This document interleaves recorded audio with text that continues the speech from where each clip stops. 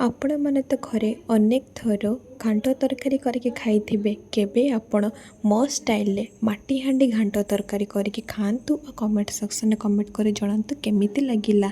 घांट तरकारी रे आम कौन से प्रकार गुंड मसला दे नहीं, लुण हलदी रे घांट तरकारी प्रस्तुत होती। माटी हांडी घांट तरकारी चलतु किपरि भाव में प्रस्तुत करबा माटी हांडी घांट तरकारी वीडियोटी एठी आज आम स्टार्ट करबा।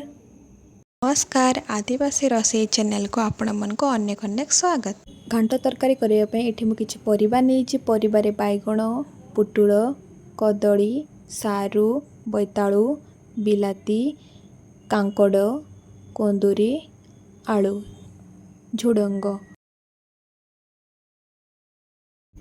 एठी देखंतु परिबाटी मो हिसाब रे छोट बड़ करिकी काटिकी नहींची। आपणक हिसाब रे आपण परिबाटी छोट बड़ लंबा करिकी काटिकी नहीं पारिबे।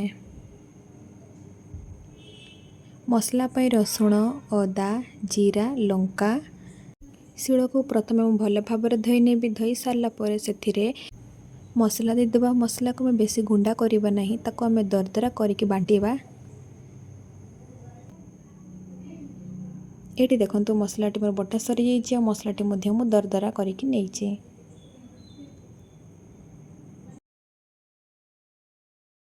आज आम माटी हांडी रे घांट तरकारी करवा, तो से प्रथमे आमको गोटे माटी हांडी दरकार। माटी हांडी भल भाव गरम होला से आम सोरिष तेल देदेबा। सोरिष तेल गरम होला से काटिके रखिथिबा प्याज को देदेबा। प्याज को आम हल्का लाल हेबा तक भाजी नबा।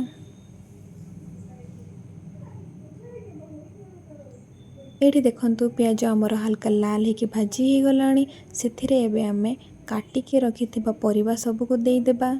प्रथमे पुटल को देदेबा। पुटल को टिके एपट सेपट करके टिके फ्राए करनेबा।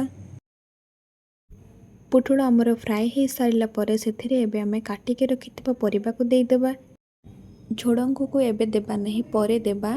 तो परिबा को आम प्रथमे फ्राए करनेबा। एपट सेपट करके परिबा को भल भाव में फ्राए करनेबा।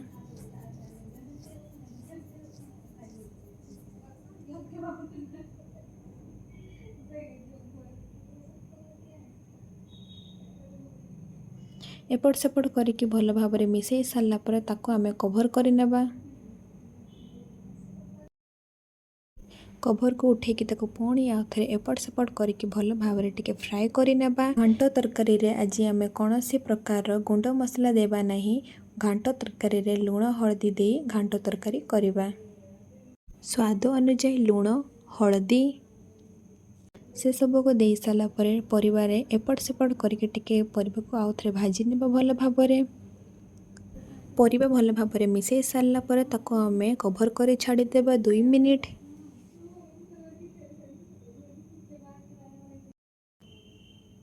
दी मिनिट पर ये आप देखु जे परिबाटी आमर सबुजाक परिबा भल भाव में भाजी हो जाइए। आ परिबा मध्य आमर हल्का सीझी जाइए। से आम अल्प टिके पानी देबा। पानी को दे सारा पर परिबा को टिके भल भाव में मिसई नेबा एपट सेपट करके। से आम काटिके रखिथिबा सबुजाक झुडंग को देदेबा। झुडंग को देकी ताको आम मिसईबा नहीं, एमिति ही कभर करके छाड़ीदेबा। कभर को उठेकी परिबाटी को टिके भल भाव में एपट सेपट करके मिसई नेबा झुडंग सहित।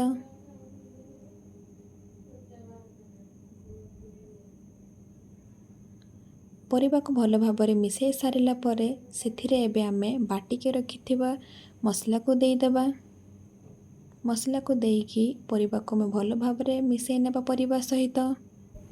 भल भाव में मिसई सारा पर ताको आम कभर करके छाड़ीदेबा 1 मिनिट।